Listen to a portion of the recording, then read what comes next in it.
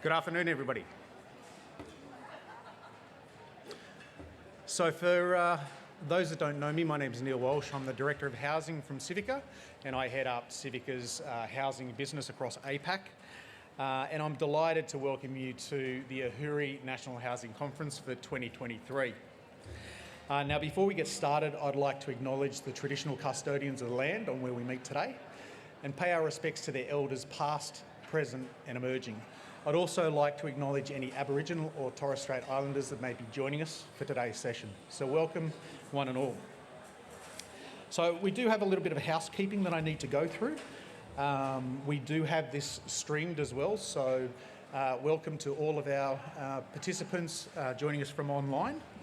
And we'll also be taking questions both online and in the room. So if you do have a question at the end, please raise your hand if you're in the room, and we'll have somebody with a roving mic come round and get you to talk into the microphone so those people can hear you online also. Before I introduce today's presenters, I'd also like to acknowledge the people who have lived experience of housing vulnerability who are in the conference, either as presenters or delegates. Your voices are important in shaping better housing outcomes for the future, so thank you. Okay, so now to today's think tank session, Innovative Practices in Aboriginal and Torres Strait Islander Housing.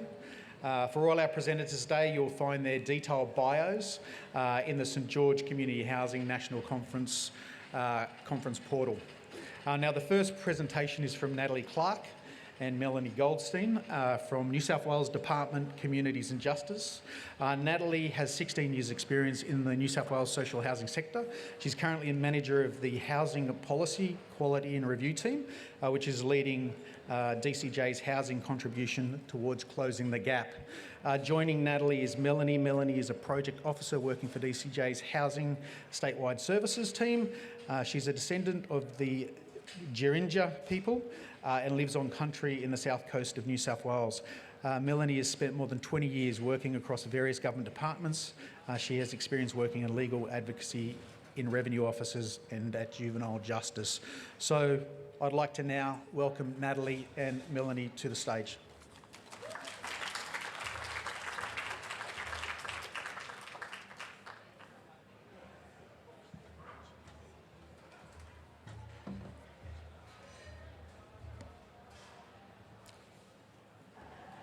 Hi everyone, thank you so much for having us. We're really excited to be here today, and probably like everyone else, just a little bit nervous, but I'm sure we'll be fine.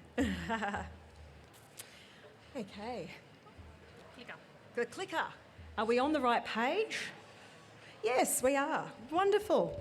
So hi everybody, thank you so much for having us. As I said, I'm Natalie and this is Mel. We work in Housing Statewide Services at the Department of Communities and Justice. Sorry, my little thing's just switched itself off at exactly the wrong time. Okay. In New South Wales for the Department of Communities and Justice. So our branch, Housing Statewide Services, manages the policies, systems and processes that enable over 1,000 frontline staff across New South Wales to deliver housing assistance to vulnerable clients. We'd like to acknowledge the traditional owners of the land in which we're presenting today. We pay our respects to elders past, present and emerging, and to our Aboriginal and Torres Strait Islander colleagues who are here with us today. Today we're talking about our innovative co-design model for our Closing the Gap project to better understand and support mobility for Aboriginal people to reduce overcrowding and other housing issues. So the project came about after consulting with other states and territories about reducing overcrowding, and it appeared that mobility was one of the key drivers. But we were unable to find any research that related specifically to Aboriginal mobility in New South Wales, thank you, and in relation to the New South Wales social housing system. Most of the previous research did identify the problems, but it recommended that further research was needed. So at this point we stopped and identified that if we were to go ahead, we needed to ensure that the lived experience and expertise of Aboriginal people was included at every single point of the project. We used existing mechanisms for consulting with Aboriginal organisations and stakeholders to establish a project reference group and invited people to join. To our surprise, we ended up with around 50 members on our mobility project research group. So where possible, the preference was for members to be of Aboriginal and or Torres Strait Islander descent. But where that wasn't possible, our members had to have experience in designing or delivering services to Aboriginal people.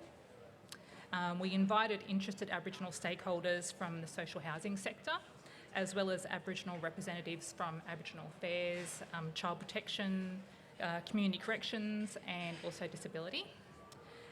Members were from the frontline, they were from the executive and non-executive, from government agencies and non-government, as well as peak organisations.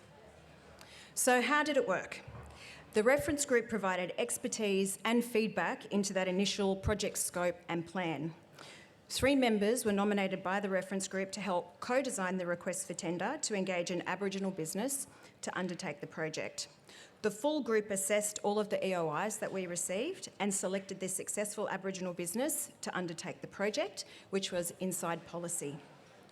The reference group co-designed the consultation framework with Inside Policy and helped with letters of support for the Australian Institute of Aboriginal and Torres Strait Islander Studies Research Ethics application. The group also helped identify the 9 local communities for consultation and provided advice on local issues in those communities. And the reference group members also recommended relevant stakeholders to invite at each of those locations, and they made warm introductions for us for Inside Policy, who would then request permission to come onto country. The reference group members attended local consultations when possible. They also requested that we do an Indigenous data sovereignty and Indigenous data governance plan, or they requested that we develop that. And they provided their expertise and feedback and endorsed that final plan. The group also recommended that we do a closing the loop report back to the community, that we develop that based on the final report. And they also attended multiple design and finding workshops to help shape and direct the project. And they most recently provided feedback on our final draft, or our first draft report. So the final report and closing the loop report also features separate community pages for each of the 9 communities that who participated in the consultations. So these pages recognise and celebrate the culture, strength and achievements of each community, provide context to the report in terms of landscape, availability of services and general mobility needs for each of those communities. We also ran an Aboriginal artwork competition for Aboriginal high school students in those 9 consultation locations, with the winning artworks featured in the report and in the Closing the Loop report. And we received feedback from the schools with the winning entries that this competition was life-changing for those students and their families. So, what worked? In the past, we would have used the traditional consultation collaboration model, which is to first build a foundation for the project and then involve stakeholders. I need to do a special clicking thing here because I've got special like animated stuff coming up. It's not going to come up. I don't know how to do that. So just I'll try and click again. Oh, magic. Okay. So that traditional model is very much focused on designing at and for people, and it doesn't allow for that lived experience and expertise to be included in those foundational stages, which sets the course for the project. So this type of model, or that traditional type of model, takes a lot more effort, as we need to become the experts and keep looping back to stakeholders to check that we're on the right track. That also takes up a lot of people's time. So there are some pros to that traditional approach, and it may seem like an easier road to take, but the benefits of co-design allowed us to have a more strategic, trusting and future-based approach. So as Nat said earlier, for this project we wanted to include Aboriginal people at every stage and allow space for increased decision-making and authority. The model is focused on designing with Aboriginal people and including the lived experience and expertise of Aboriginal people at every stage. As Nat said, this type of model does take more effort and requires more of people's time at the design stage, but the gains are made up further along as things get rolling, and particularly at the implementation stage. because by that time people have ownership of what we've been working on together and have been involved in decision making from the start. So of course there are pros and cons to the co-design process. So with this project there were a lot of pros. So we feel like we've built really good trust and stronger relationships now and into the future with stakeholders who might have initially been a little bit sceptical about this project. So we've really tried hard to ensure and import empathy and make sure that empathy is at the core of design. We really experienced a team-like environment with reference group members and feel like we've all kind of got that holistic vision, that everyone's got the same vision. It really encouraged innovation through different perspectives and robust discussion. It actually showed that we accept that we don't know everything. We also have increased transparency with stakeholders, which we feel has contributed to that trust and the shared vision for that positive change. This way of working also aligns with Closing the Gap Priority of Reform 1, which relates to formal partnerships and shared decision making. And stakeholders will help drive implementation and ensure consistency across the sectors, so dismantling that siloed approach because they've been involved the whole way and have ownership. The outputs will have more credibility, which will hopefully be accepted and championed by more people. And designing with people results in better informed, client-centred policy, which will reduce effort in the long run and increase client satisfaction as we find ways to help clients rather than saying no because they don't fit inside a policy box. So when we're talking pros and cons, some of the cons that we identified were able to be mitigated. As we said, it takes more time and effort from everyone at the start of the design stage. Agreeing on a way forward, but the gains are made up once things get rolling, so we can mitigate that. It's dependent on the capacity or availability of stakeholders, but so is the traditional process. The agenda could have lost focus and gone off track with so many members and so many different perspectives and priorities. And because there are more people involved, there is perhaps less control and that risk needs to be carefully managed. A lot of those risks were managed using our terms of reference and by using an Aboriginal facilitator at our meetings. Was also the potential that outcomes will not be endorsed by all stakeholders. So the group jointly created a mechanism in our terms of reference to manage that as well. So what worked for this project? Neutral engagement. So we engaged an Aboriginal facilitator with a social housing background who had established relationships with some of the members, and then prior to each meeting, we met with Inside Policy and the facilitators to confirm the agenda and the objectives for the meeting. We then relinquished control. So we had minimal involvement during these meetings other than giving an update on previous actions and responding to any issues that were raised. We always aimed to be inclusive of stakeholders and we always went for more rather than less. And if members weren't able to attend, they were encouraged to nominate a delegate to attend on their behalf. We also held next day 30-minute catch-up briefing sessions with members who were unable to attend the meeting on that day to ensure they were included and had an opportunity to contribute. We're also very mindful of the level of engagement required and the need to not ask too much or too little of our members who are all really, really, really busy with their own work. We gave members the ability to contribute outside the meetings as well if they didn't feel comfortable saying something during the meeting or if something came to them later. And this was invited formally and informally, and we often got phone calls after the meeting, which we always welcomed. So our meetings were open with non-recorded yarn time, which allowed the rest of the meeting to focus on the agenda. And yarn time wasn't always needed, it was just really led by the members and what was needed on that day. As a group, we developed a terms of reference that set out the expectation that meetings were a safe space to express and exchange ideas. We also respected the fact that issues were going to come up that were important to stakeholders but weren't necessarily relevant to the project. So we created a mechanism to connect people outside of the meetings to discuss issues that sat outside the agenda, and we were able to create some really great networking pathways for our members. We also established the rule that if feedback or approvals were requested and not received by the due date, that endorsement was implied. And I mentioned one of the cons was availability, so more people, more ideas and perspective can equal less control. So with decision making, we established a rule that 100% endorsement from all stakeholders was not required, so the group decided that majority rules. So where to from here? The next step is for the reference group to review and endorse the final report and the closing the loop report back to community. We'll then invite interested members to continue working with us on implementation of recommendations and what that actually looks like on the ground. So in conclusion, for us and for this project, this model, we feel, has resulted in increased trust, pathways for improved client-centred and holistic policy design and service delivery, a best practice model for implementation, future work with already engaged stakeholders, and we've learned so much and have also learned a lot about issues that sat outside the scope of this project that we really need to be considering. This project really brought people together under a shared vision to ensure that Aboriginal culture and experience are embedded from design all the way through to outcomes. We've built some really great relationships also with reference group members. That's probably been one of the most wonderful things, for me out of this project.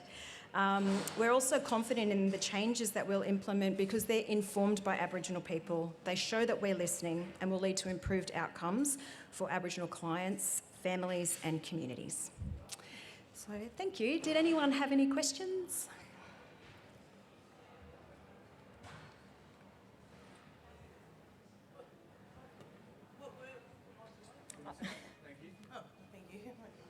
What were some of the outcomes? Like, what were some of the learnings? In terms of the project, we're just waiting on the final report to come through. But I think in terms of this way of working together, it was really about I think the biggest learning for me was just relinquishing control and actually letting the group actually drive things and inform things. So that was the learning out of this model and way of working. We are waiting on the final report to come through, but then there will be more learnings at the end of this as well. So yeah. What was the time frame and the cost of the whole process? So I think we started in November 2021 and it came in at I think it was around $240,000 for the whole project, I think. And yeah, so it took a lot to establish everything, and that's talking about from when we first started consulting with other states and territories through to getting the group together, going through the tender process and the procurement process and to where we're at now. Do we have any more questions? Just raise your hand if you'd like a question. I'll just run over here. Thank you, a really great presentation. Sorry if I missed this, but was there compensation for the participants in the project reference group? There was for the people who attended the community members who attended the local consultations. We didn't really have a budget for the reference group members, but if they were local, then they were absolutely welcome to attend. And then I think we did get some budget at the end that we ended up being able to offer to reference group members. Any other questions? Francis, do we have any takers online? We got a question. No? Oh, question here. Oh, question over there. Hello, hi Nat, hi Mel, how are you going? Hi, good, thank you. Nice to see you face to face. Yeah. I guess I know a little bit more about this project from our work in the working group, but I wanted to sort of ask it for other people to consider. How do you think understanding mobility and carrying out this really interesting and helpful piece of work will support better understandings of overcrowding and how we can change housing policy to support, does it still work? Yeah, to support better crowding outcomes, I suppose. I think in terms of better understanding overcrowding, we've learned a lot from this project. Some of the what came out of the consultation sessions was things that we'd never even thought about before. And look, you know, whenever you go to consultation with community, any kind of community or any you know, any of those sorts of consultations, sometimes you get stuff back that's pretty brutal. And it's like, whoa. But it's like, it's really important for us to be able to capture that, you know, and figure out what we're going to do with that. So I think for us, it's actually a better understanding of, you know, the Canadian National Occupancy Standard that's used to measure overcrowding is from a Western perspective. It's not, you know, it is problematic in terms of, you know, the Aboriginal experience, in terms of Aboriginal people's experience, in terms of overcrowding. So it's taking all of that new knowledge that we've got about, you know, overcrowding is not always negative. There are some positives to, you know, having your family there and supporting your family as well. So there's actually a whole lot of findings that have come out of the consultations that will help us to look at how we can change policy, or how we can improve policy. But we want to continue working with our members and with the local communities on what that actually looks like. We don't just want to then take that away and cut that off and then go and implement what we think. This co-design and this working together is going to continue all the way through implementation. So I hope that answers your question. Oh, good. Okay, we might have time for one more question. Raise your hand up if you'd like to ask one. Any takers? Oh, there we go. The overall outcome is for us to be able to better support mobility. So, you know, when we've got people who are needing to travel from remote locations to go and get medical services or to get, you know, assistance, or if someone needs someone to come and stay to look after family for, you know, a period of time, we want to make sure that our policies are actually supporting that. And that our practices are actually supporting that as well. So by better supporting that mobility, we're hoping that it will be improved outcomes, not only just for overcrowding, but for things like, you know, absences from a dwelling, rental arrears, all those sorts of things that you know, we've had some findings come out of this project for. I think that we will, yes. We're just waiting for the final report to come through, but I'm hoping it should... depends when I get the briefing notes signed off. But yeah, it will be published, yes. Beg your pardon? Tracking the outcomes. Oh, yes, definitely, yeah. Okay, perfect. Well, I think that will wrap up question time. So thanks, Natalie and Melanie. There's been some really great initiatives towards closing the gap, so really great to hear from you on that. If we could put a round of applause, your hands together for Natalie and Melanie. Thank you.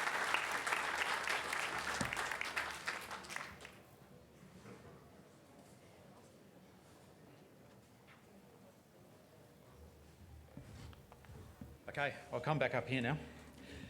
Okay, so I'd now like to welcome Maxine, Clive and Eileen to the stand. Maxine's from Tangentry Council Aboriginal Corporation. Maxine is an Indigenous woman heavily involved with the welfare of town camps of Alice Springs as the current president of the Charles Creek Town Camp. She's also a member of the board of directors of the Tangentry Council and was the second female president of the Tangentry Council. Clive joins us from Community Housing Central Australia. Clive has over 35 years of experience in community development programs, strategic planning and community-driven research, including 25 years working with Aboriginal community-controlled education, health and housing organisations in Central Australia. And Eileen joins us from Mount Nancy Town Camp. Mount Nancy Town Camp as well. So welcome all. 43 years. 43 years. For 43 years. So that deserves a round of applause in itself.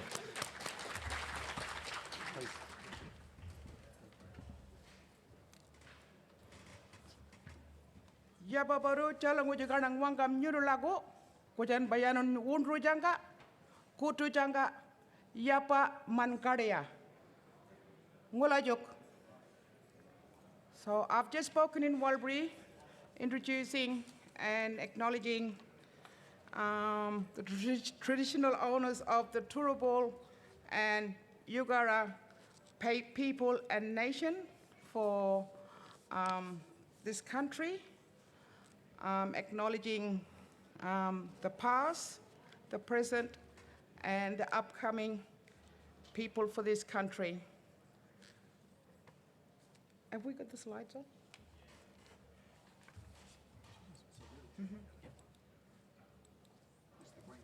Oh, just a green button. There you go.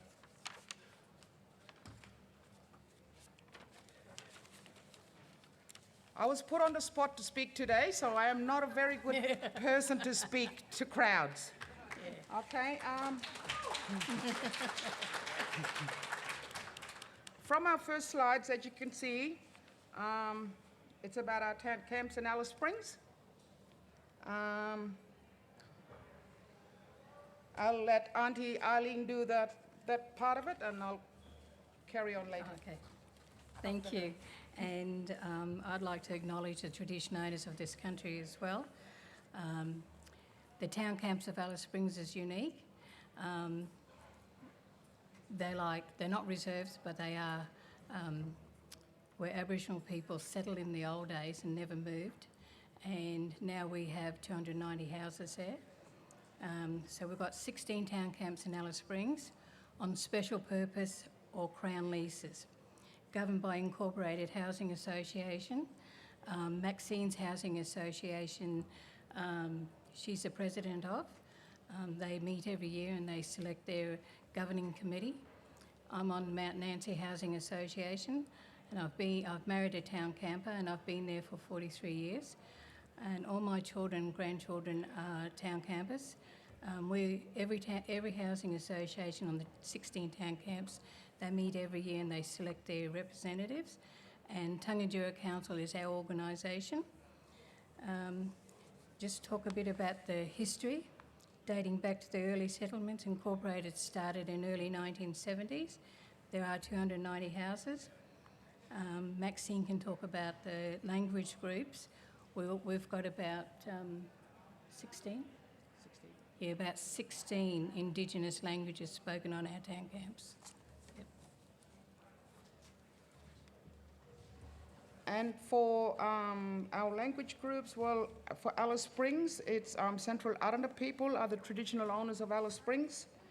But there are other language groups and kinship groups that also live in these town camps. And their language, Walbri people, Amajara people, Lurija Central and Western, Pidginjara people, Western Naranda people, and Yawara people. I can go on, like I said, we got 16. And we also cater for South Australia, so that includes the Pidginjara people, Yanguinjara people, and Nganandara people. They come and access our service that Tangadura also provides. Yes, sorry.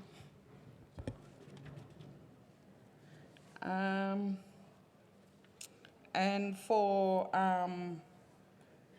the town camps, I also married a town camper like Auntie Eileen. I think on the slide you can see where the arrow is pointing. That's where I live. And then if you go further up, way up, you'll see Mount Nancy. That's where Auntie Eileen lives. And it's huge. We do have a lot of heavy involvement with our town camp, and we are very proud town campers. Thank you.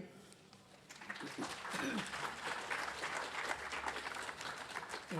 And during the intervention, it did hit the Northern Territory really hard, and they did try and take away our authority on the town camps. But what we did was we stood up to the Northern Territory government, or to the federal government, and they were offering 90-year leases with a large sum of money. But Tangadura Council didn't go down that path. We stood our ground, and we got to negotiate a 40-year lease, which is almost 20 years in now. So we set up community housing, Central Australia. Got our CEO here today, and Clive.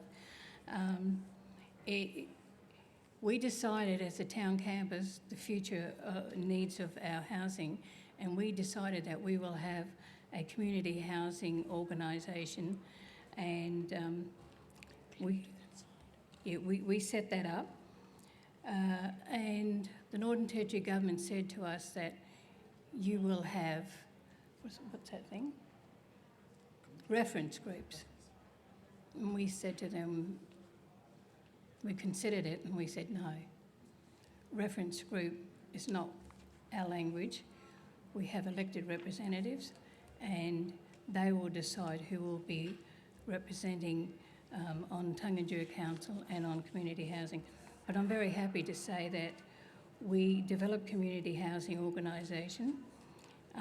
We're the second housing group in the Northern Territory that is registered Tier 2. And very few Aboriginal housing organisation gets to that level. And we're so proud that in intervention we decided to go down that pathway. So we're registered Nurshia, community housing provided, over 40 properties, both town camps and urban Alice Springs.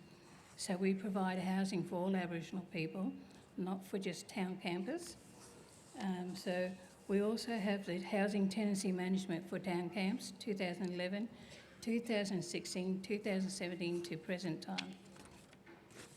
The intervention did hit Aboriginal people hard in the Northern Territory, but they did threaten us with compulsory acquisition of some remote communities, townships and town camps, and the removal of community control.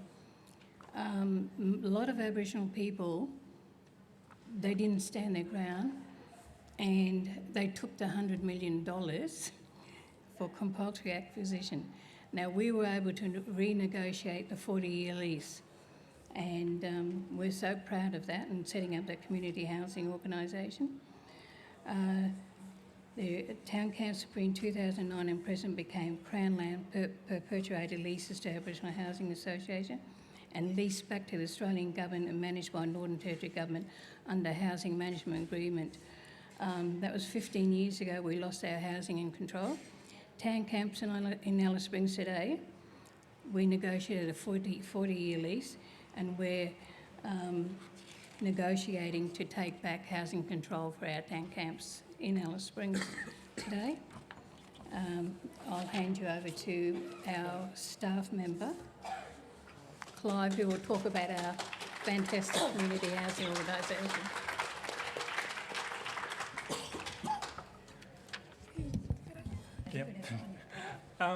So in that context, we have worked towards building a town camp community controlled housing model, and that commenced a couple of years ago with the signing of a local decision-making agreement between Tangentyere Council and the Northern Territory Government, with the aim to transfer management of housing assets and tenancy back to a community-controlled model.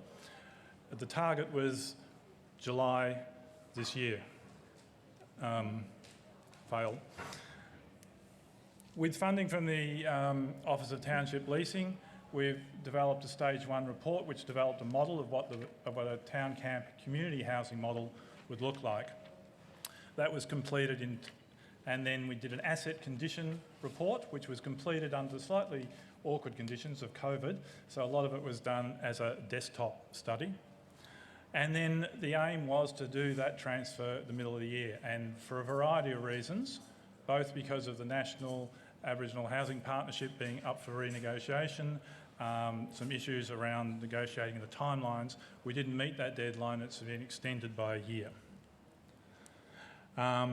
Also, the housing management agreement between the Office of Township Leasing and the Northern Territory Government is in the process of being negotiated to be extended by a year, but at the moment we're still in that negotiation process. So what is the difference? Aboriginal people clearly state that Aboriginal housing is not public housing, and this is a learning that we really need to drive home.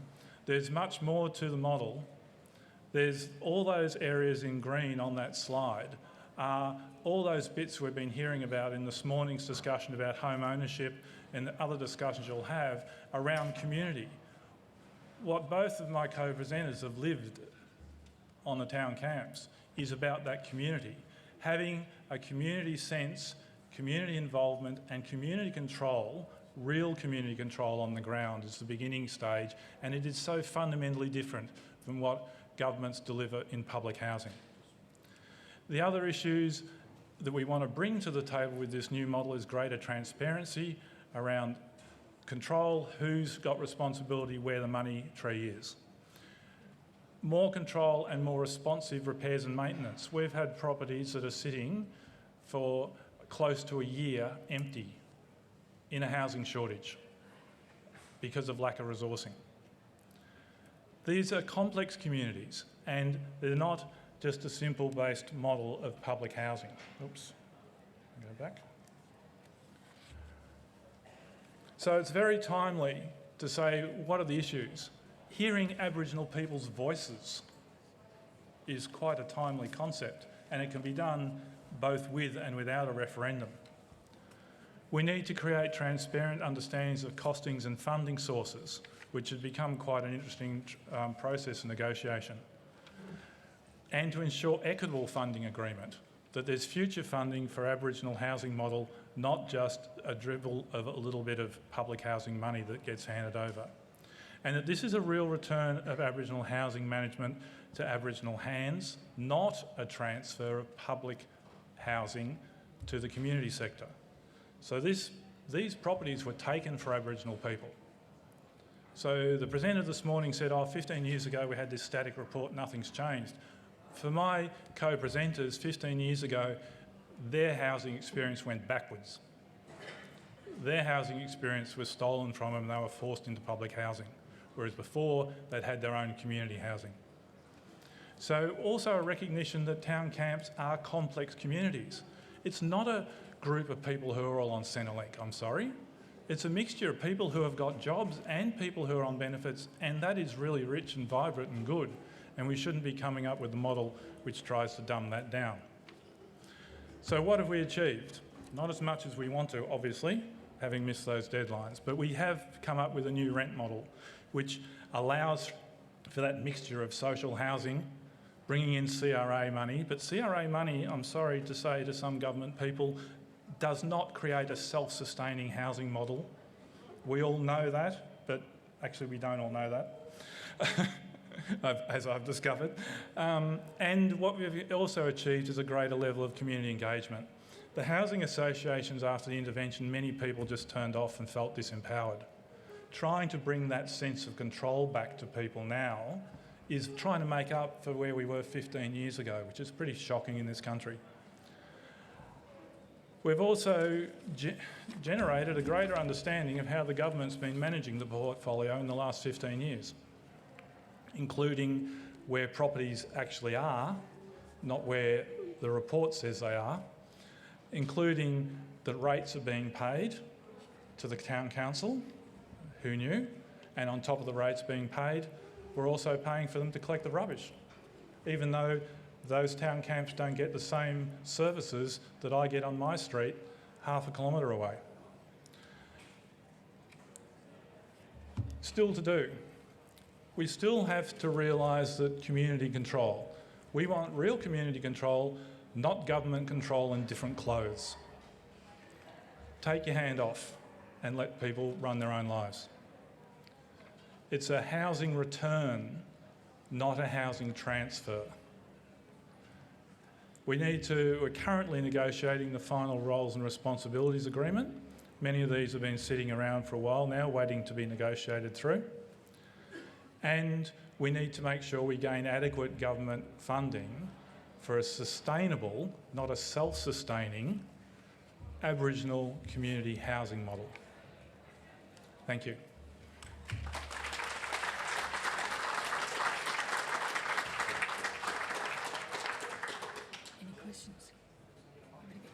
Hello.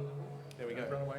Okay, we might just open up to questions if we could. Does anybody have any questions? Just raise your hand if you've got a question. Here we go, just 2 seconds. This is for the Thanks. I was interested in the final comment, and I was furiously writing some notes, so I may have misunderstood, but you said moving towards a sustainable, not self-sustaining model. Could you expand on that a bit? An Aboriginal-only community housing model is never going to be self-sustaining and based on rent money and CRA. It's always going to require a subsidy. And when we started a conversation in one of our working groups some time ago, we had to correct the terms of reference because it said what we were moving towards was a self-sustaining funding model.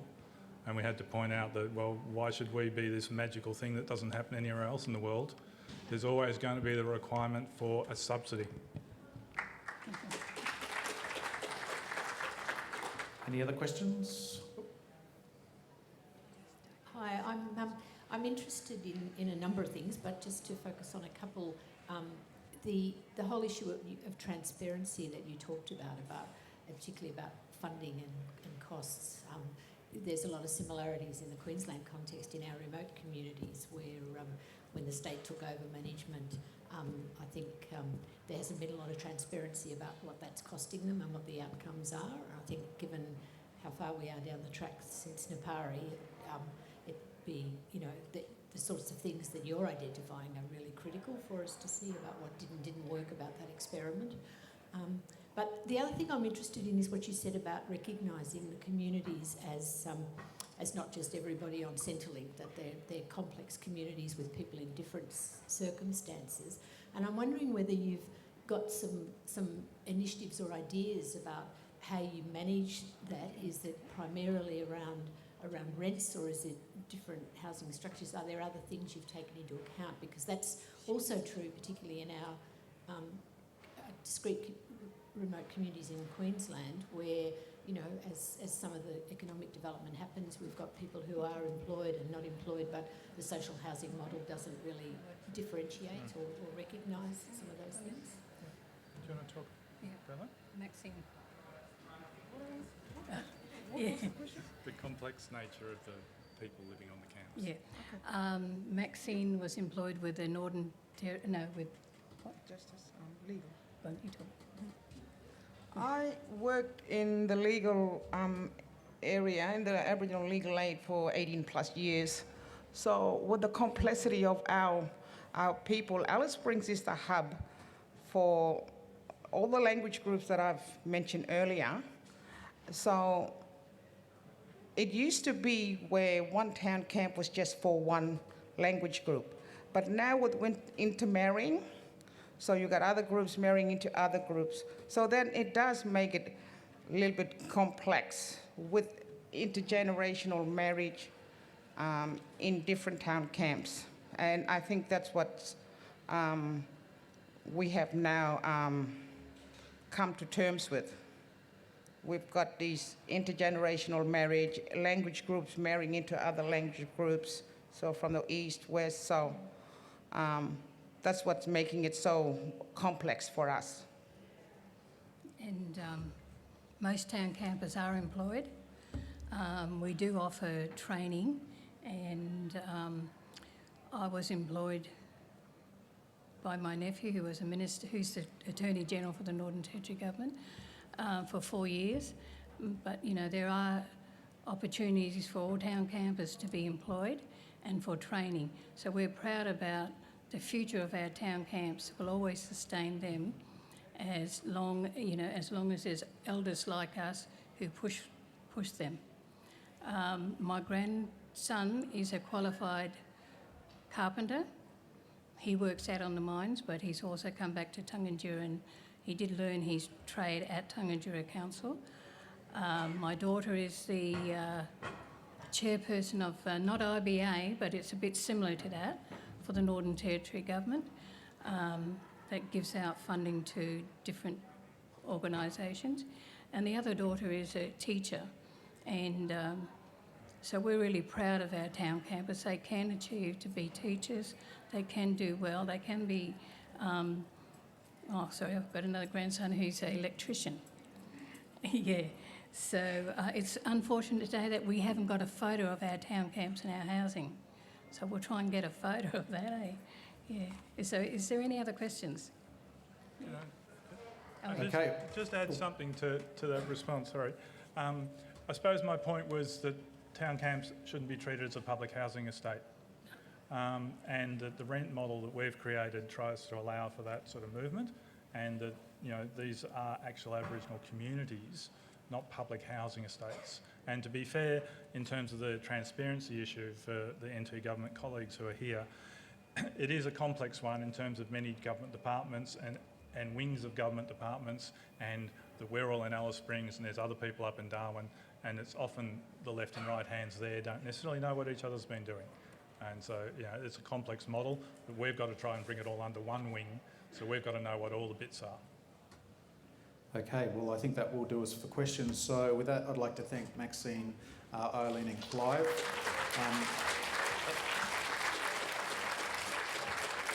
And I'd really like to just extend an appreciation of sharing a view into the town camps, the challenges they face through history, but how they're addressing those to build safer, stronger communities. And I think under strong leadership through Maxine, Eileen and Clive, they're very well on the track to achieve the outcomes they're looking to achieve.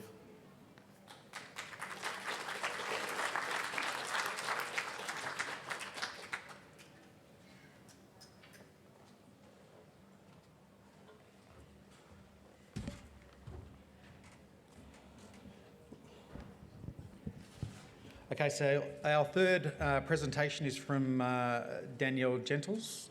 Is she here at all? Oh, there we is. Awesome. Danielle's from New South Wales Department of Community and Justice.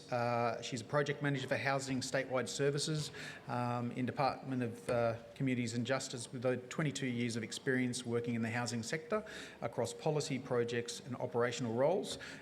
Danielle is a proud Wiradjuri woman and is passionate about working for the New South Wales Government and feels the work is an important contribution towards achieving better housing outcomes for Aboriginal people. So with that, Danielle.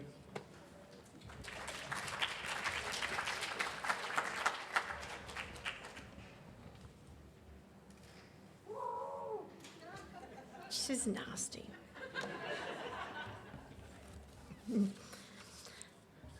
23 years.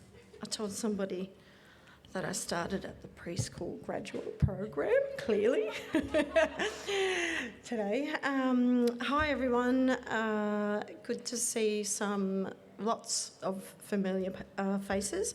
I haven't seen for a while, so it's nice to see everybody. So for people that don't know me, my name's Danielle Gentles. I'd also like to acknowledge that we are meeting on Aboriginal land today where we are, pay my respects to elders past, present and emerging, and acknowledge my Aboriginal colleagues in the room with us, and also all the Aboriginal community housing providers in the room, lots of you that I've worked with in the last 18 months. So I'm the project manager of a team who manages property transfers at the Department of Communities and Justice. Our team sits in Housing Statewide Services, the same team that Natalie's team sits in. We're funded by the Aboriginal Housing Office and sometimes by Land and Housing Corporation. We transfer properties to the community housing sector, both mainstream and Aboriginal community housing providers. Today, I will just be talking about our work on the property management transfer program that we've worked on over the last probably 18 months. Now, I'm going to get this right. Hang on. Pardon? There we go. Alrighty. A bit about what we'll share today, but mostly I just wanted to point out first, you probably saw our artwork in Natalie's presentation. I just wanted to point out the artwork that we've used today is by Soretta Fielding. She was an Aboriginal artist our director commissioned to do some artwork for Housing Statewide Services.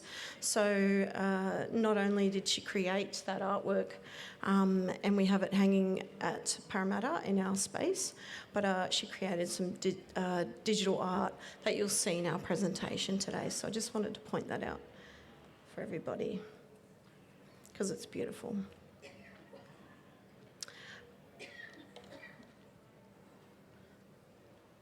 Now, so I won't steal AHO's thunder, don't worry, AHO people.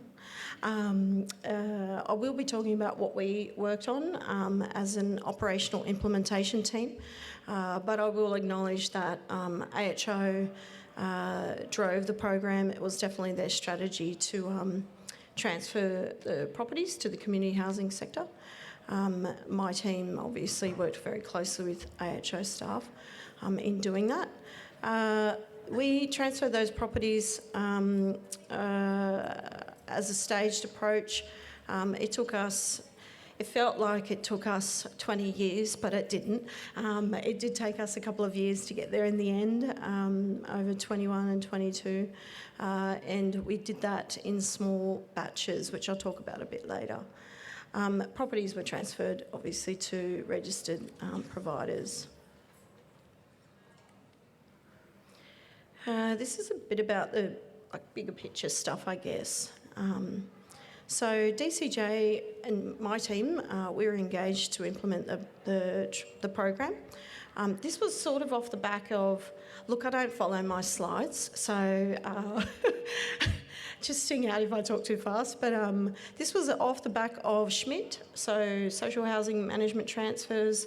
Our director worked on that program, and after that was implemented, AHO came to our director and said, can you work with us to transfer properties to the Aboriginal community housing sector?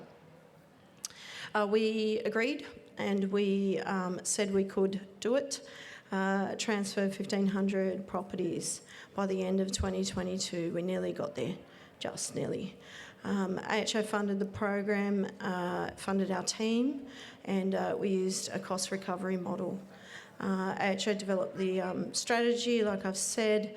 They selected the providers, conducted the tenders, and managed and signed contracts with their providers. So we stayed out of that. As a lot of people in this room know, we let AHO manage those bits. We did overall management and implementation, a lot of operational aspects of the project. DCJ managed most of the properties we transferred. So it was easier for us to kind of get involved. We were already managing AHO properties. So we knew the tenants and we had connection with the tenants. We facilitated and worked with lots of different providers. There were also some properties that were being managed by mainstream community housing providers that AHO wanted to transfer to their sector, which was one of our challenges because we didn't manage those properties. We facilitated many working group meetings. As you know, whoever received some properties, you worked with our team a bit. We provided the business requirements. We managed a lot of the finance activities, cut over work. We transferred a lot of data and worked with a lot of the system vendors. So as you know, a lot of providers use different system vendors. We worked with those vendors. And we did a lot of the tenancy cleanup activities to get the properties ready. And the biggest part of our work was working with tenants. So we managed all the tenant comms for every package, did the face-to-face engagement, and all the everything to do with the tenants, basically. That's our team. We think we look pretty good in our tops there, in our matching tops, but that's our artwork that we had designed, and we put them on our tops. And that artwork is what's hanging in our area. Okay, so what did we achieve? We achieved a lot. We are very tired people. It was around about 1,300 odd DCJ managed properties that we transferred. across the state, and I'll show you in a second where that was, and about 123 CHP managed properties, with one package to go actually. We collected a lot of consent forms, a lot. We sent a lot of letters, a lot of manual letters, which I'll talk about later, why that's a difference. We had, surprisingly, not many resistant tenants, which was awesome, that we got over the line. We engaged our housing contact centre to take inquiries. They worked with us. Around about 15 packages were transferred. Some providers received a couple of packages over a period of time. There's a fly right near me as well right now. We worked with about 4 mainstream CHPs, which was really interesting. For people that understand a transfer process, we somehow we managed to do even a 3-way transfer. Sounds a little bit rude, it's not. CHP, a DCJ package went to a ACHP on the same day, which is very difficult in real life. When people talk about transfers, it just seems so easy. Just transfer the properties. But it's actually really complex and it takes a long time. We did about 18 cutovers. Also sounds so easy. That's weekend work, Fridays and Sundays. At 7 o'clock in the morning, we worked with providers to cut over, which is the actual transfer work we had to do on Sundays to line up rent payment cycles. So it was a lot of work. That's why I've got a lot of grey hair. So across New South Wales, our providers were really, really spread out, which was one of our challenges. It was difficult for a couple of reasons. Later I'll talk about those challenges. But most of my team, or not most of them, but majority of the team lives in Sydney, so there was a fair amount of travel involved. We did do face-to-face visits to tenants, so there was a lot of kilometres. We drove a lot to collect consent forms. For people that worked with us, they also did that with us. So how do we do it? AHO retains the ownership of the properties, so they own the properties before we transferred. They still own the properties. We used legislation which was around changing the managing agent, which meant we did not need to sign new tenancy agreements or leases, which made it a bit easier. So when I talk about getting forms signed, I mean forms for rent deductions. Not leases. AHO signed the contracts, like I've talked about, and ACHP, they managed maintenance post-transfer. We transferred credits and debts to ACHPs. There was a debt purchase agreement in the contract. This is what our package timeline generally looks like, Once I've got a property list, once there's a signed contract, I can transfer properties within about 13 weeks. There's a lot of pre-work that goes into that, so I won't sort of pretend it's easy, but the actual process looks like that. So we start, and I talk about weeks before go live, about 13 weeks before go live is when it all sort of starts. And then from about 9 weeks onwards, we start talking to tenants. We don't talk to tenants until we have a signed contract, because it's for lots of reasons, but it's really hard to go backwards if I don't have a signed contract. And I'll talk a little bit about post-transfer work. I guess at time of cutover, we transfer a lot of data and did a lot of settlement. We finalised the settlement process, but we also then had a lot of work to do post-transfer, because people don't know that they need to pay someone else after their properties are transferred, so they keep paying who they thought they should be paying. So for about 8 weeks, every week we have a lot of work to do, making sure everybody pays who they need to pay, they know who they need to call, they know where they need to get maintenance from now. All of that sort of work happens for quite a while, for some providers well after 8 weeks.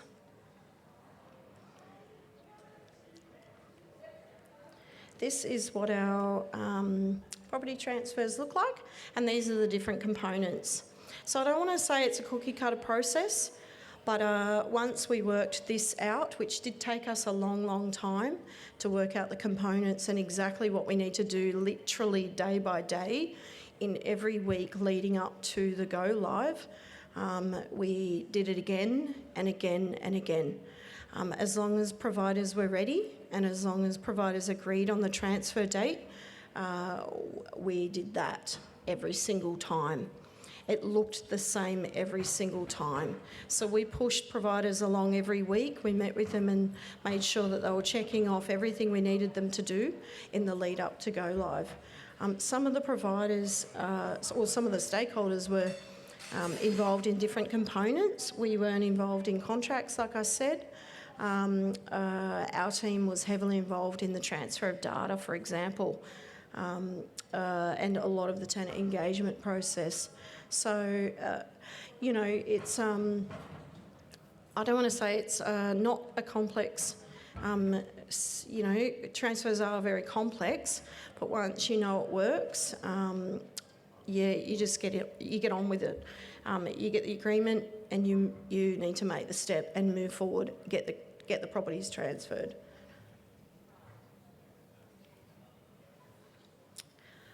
Our tenant engagement, which was the only component I was going to talk a little bit more about.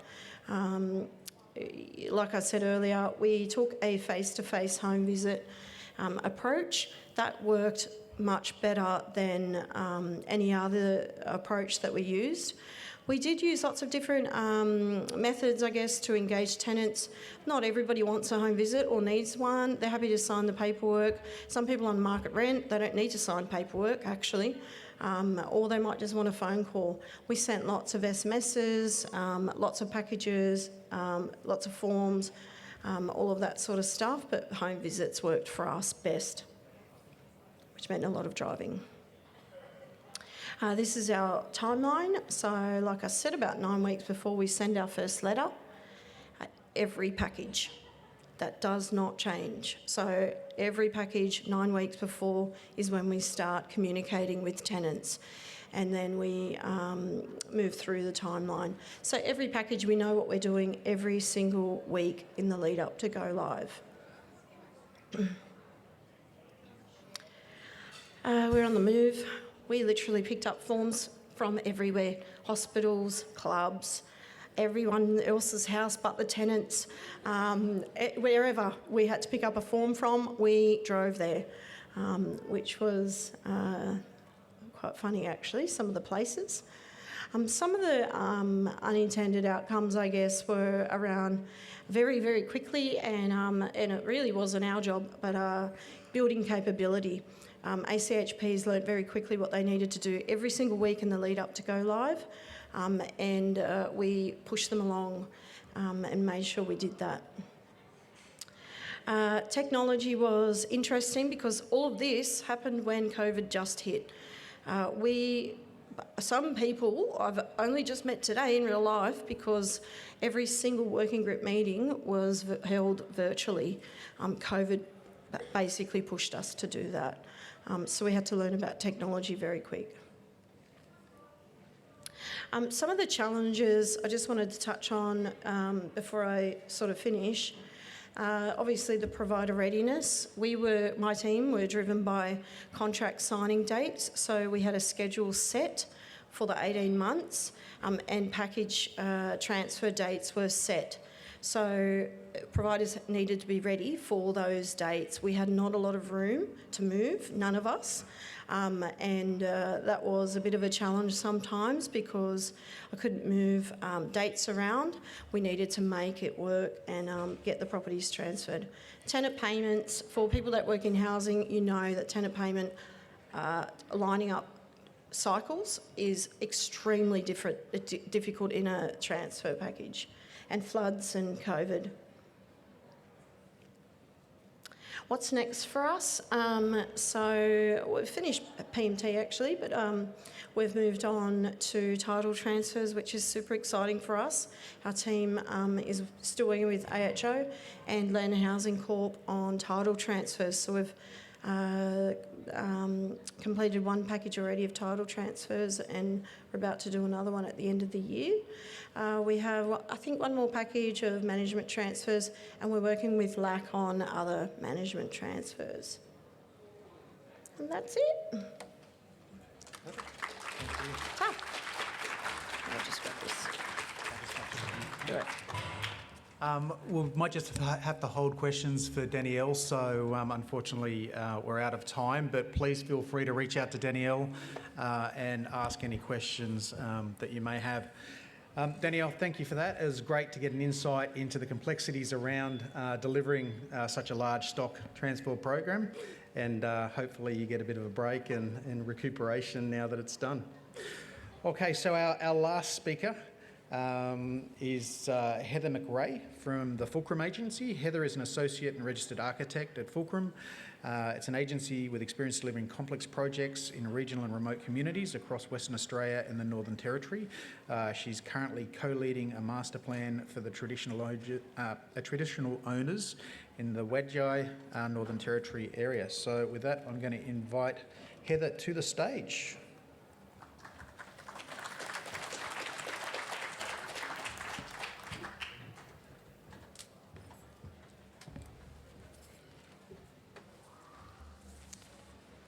Thank you. Hello, everybody. My name is Heather MacRae. I'm an associate and registered architect at the Fulcrum Agency. It's a privilege to be here today talking about our work on Groote Eylandt with the Anandjaliakwa Housing Aboriginal Corporation, best known as AHAC. AHAC chairperson Sherelle Wuruwilia sends her apologies as she was hoping to be here today to present with me and share her passion for housing with you all.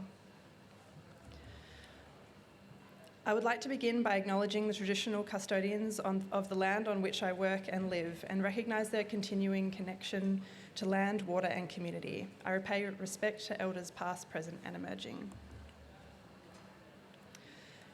The Fulcrum Agency is a group of creative consultants that work almost exclusively with First Nation clients across Australia. Our practice has re-engineered itself to work on projects initiated and led by First Nations communities. We operate under instruction by Aboriginal communities who are our clients and not through consultation or engagement with them as stakeholders. This is a map here showing some of the projects that we're currently working on across this wonderful country.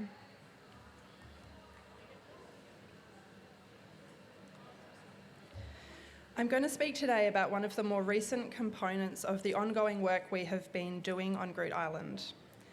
However, I'd like to start with providing a background to this work, in particular discussing community and co-production, housing on Groote Eylandt, settlements and communities, excuse me, and the local decision-making agreement, which ultimately results in the development of the housing program guidelines, the focus of my talk today.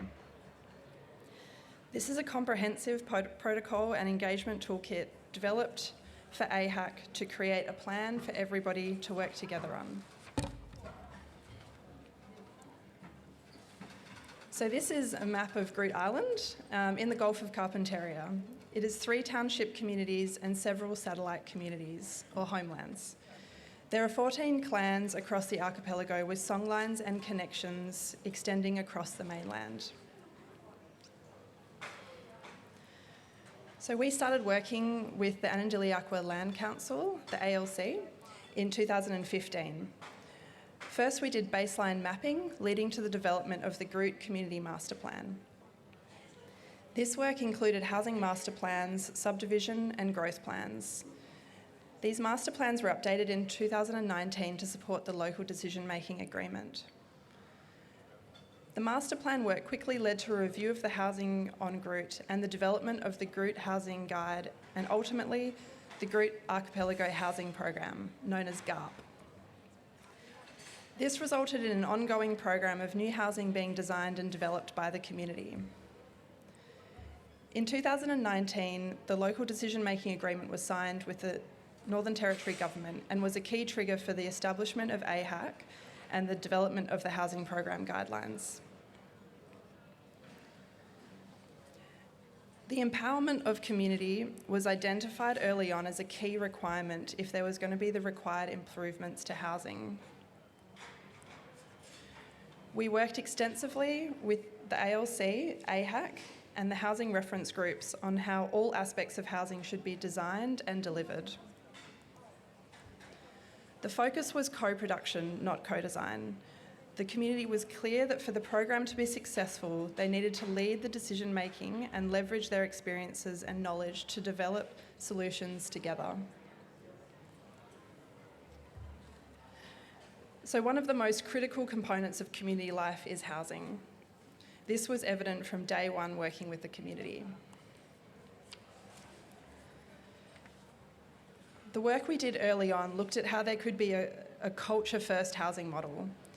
There are many constraints when it comes to the development of housing, but the importance of putting culture first is invaluable. The community recognised the importance of climate-responsive design, particularly in this climate crisis, and ensuring that houses are built properly from the start with robust cyclical maintenance programs in place. The housing review work we did involved our team visiting nearly all of the houses on Groot. This slide illustrates some of the laundry troughs found in community, a vital component in housing used in the cleaning of clothes but also to bathe babies. You can see here our commentary on a good, average and pretty crap solution. The new housing model needed to acknowledge these learnings, and we acknowledge the decades of work by Health Habitat and its partners on housing and health that informed this work as well. In addition to creating safe and healthy homes, the GARP program looked at how culture needed to be at the centre of designing the houses. Through the conversations we had, we talked to young women who can't use the bathroom in their own homes due to their brother living under the same roof. The corridor to the bathrooms passed their bedrooms and living spaces, so they found themselves having to go outside at night to use the bathrooms of other families' houses. Each GARP plan addresses these such cultural factors that often lead to crowding stress. For example, bedrooms are located in clusters on opposite sides of the house, and each cluster has its own bathroom and the ability to be closed off from the common areas for privacy. The GARP houses were designed to be air-conditioned from the outset and therefore built appropriately, including insulation to the outer face of the blockwork, roof and ceiling, providing greater thermal performance and maintainability. This is an example of one of the early stages of the GARP project in the satellite community of 4 Mile, built in 2019. A core goal of our work was to look at agency as opposed to engagement. Reviewing the business as usual or government model with the community, it was understood that the inputs were too late in the process, often when no major or meaningful influence can be had. The GARP program seeks to place community and their representatives at the centre of the decision-making process to create more meaningful impacts. A key component of this was by shifting where the allocation process sits, resulting in locally led inputs into housing design, location and siting. Community agency has transformed the housing program to deliver culturally appropriate housing and settlements. A key factor in the success of any house is the design of the settlement or the community in which it's built, along with its siting, street orientation and yard. The master plan looked at developing culturally appropriate settlements and growth planning. We worked extensively with the community, housing reference groups and AHAC directors to look at the most suitable ways to configure land parcels to best support their family and cultural protocols. So the Local Decision Making Agreement, the LDMA, was signed in 2019. It included several priority areas, including housing, economic development, and law and justice and rehabilitation. AHAC were identified as the lead organisation tasked to deliver housing under the LDMA. The Housing Implementation Plan, one of the priority plans under the LDMA, sought a single, sustainable, diverse and culturally appropriate community housing system across all towns and satellite communities that the Anandiliakwa people control. This meant designing and delivering a new system of community-controlled housing for Groot, and building a new community housing system that meets the social and cultural needs of all Anandiliakwa communities, which was no easy task. So as a result of this transition to a locally controlled housing program, AHAC faced a series of challenges building a new way of housing. They were often confronted by an entrenched bureaucratic system, unable to accommodate the vision set out by the AHAC directors on behalf of their communities. So AHAC determined that a consolidated and formalised housing program guide was required to provide a clear, accountable and flexible engagement processes for decision-making in the delivery of community housing. This was to ensure that all participants undertake work in a consistent manner to deliver housing in a way that the community have expressly agreed upon. Throughout the development of the guide, Sherelle always brought us back to the essence of the program, that success will come from working together. So who are these guidelines for? It is for community to assist the Anandiliakwa people achieve their housing goals. It is for AHAC to help them respond to and advocate for the community needs. It is for government agencies to understand more deeply the aims of the communities on Groot. It is for the local authorities and the Land Council to understand how best to work with AHAC and the community. And it is for consultants and other industry to understand the objectives and opportunities of the Housing Implementation Plan under the LDMA. So all of this is leading towards a future of community-controlled housing.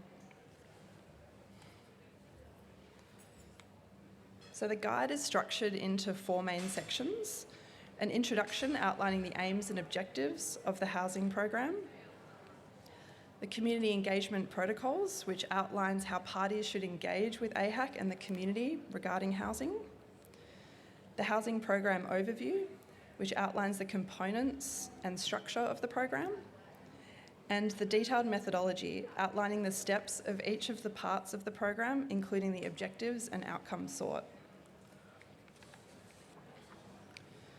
So this slide illustrates the components of the housing program. So on the left, we've got the housing master plan and the action plans,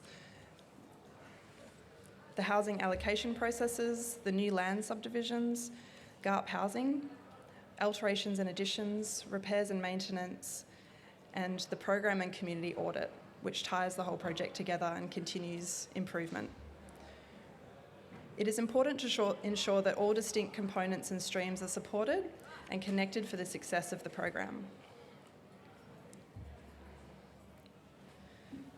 The majority of the guide details each stage of the housing program, outlining the objectives and outcomes sought, and nominates the parties involved, their level of decision-making, key inputs and outputs, and the detailed process steps.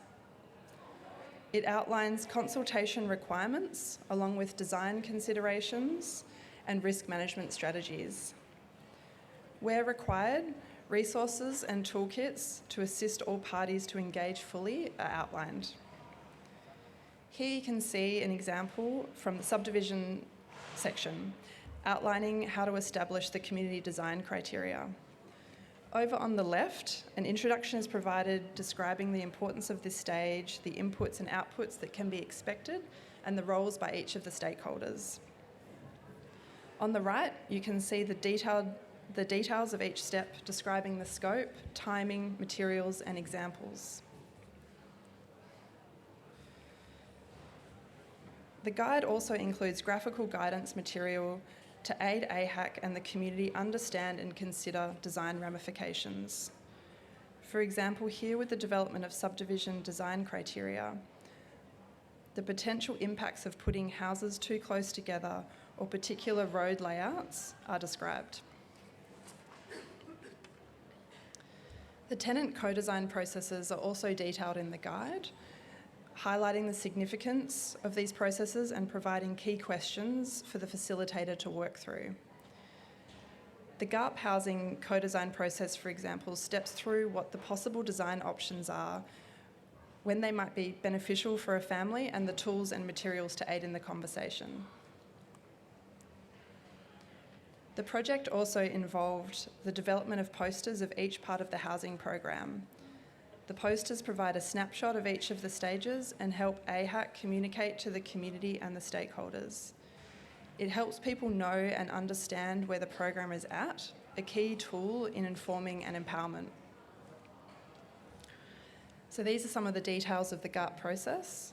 The flowchart shows each step, but also where there are hold points or decision-making points. So the program is still being tested. The housing guide programs are still being tested across the program, and more refinement will be needed to ensure that all parties of the LDMA are held accountable. It is early days, but the change on GROOT has been deep and structural, and the future is bright for community control and leadership to thrive. Thank you.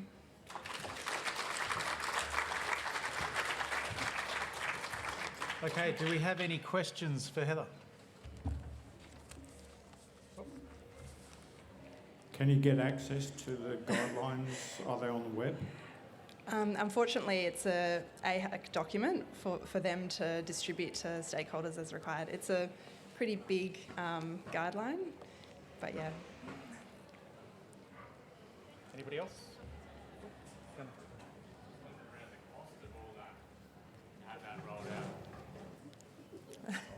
The cost to produce this? Yeah. I can talk to you about that after if you like. It was actually a couple of years ago, so I'm not 100% sure. I'd have to have a think about it.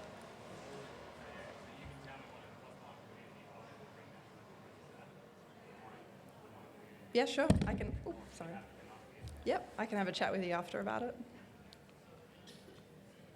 Any other questions? Oh, down the front here. As an architect, do you think that if you spend a lot of time thinking about what the community would look like 10 years, 15 years after, is that part of the decision? Yeah, so the housing master plan that was started in 2015 was all about the future, and particularly post-mine on Groot Island. And so that's always been a key part. These program guidelines really think about the future. I think it's been a very slow process to get things moving following the local decision-making agreement. So I think the success of the program guidelines really will be in that 10-year time. AHAC are very strong in the kind of long-term thinking and moving slowly towards their goal of community control housing. But definitely all of the conversations that we have are about making sure that things last, that they're robust, and that there are systems in place to help get AHAC to that community controlled position. We just had a whole bunch of houses built in remote communities on our camps which have an energy efficiency rating of 5. What are you building towards? Can you just repeat the question? Yeah, sure. So the question was about what the energy rating is, given that there's an energy rating of 5 in town camps at the moment. So I believe the GARP houses that were built in 2019 were higher, exceeded those ratings. I believe they were 6, but things have changed since then. The designs have been tweaked a little bit, and the AHAC haven't redone the energy efficiency since 2019, so I'm not 100% sure of where they sit now. But the key the difference with the standard territory housing is that they are not built to be air conditioned from the start, but ultimately on Groot in particular, where there is a lot of money in the community, air conditioners get added straight away to houses that don't have any insulation. So they're very expensive to run, and they fail. There's mould problems. So the GUP houses are all about, you know, assuming that air conditioners is required because of the heat in these places, and making the houses actually perform well. So the air conditioners actually need to run far less because there's insulation on the outside of the blockwork. Which was definitely the strategic direction from the AHAC directors from the beginning, that, you know, equal rights, they deserve to have air-conditioned houses.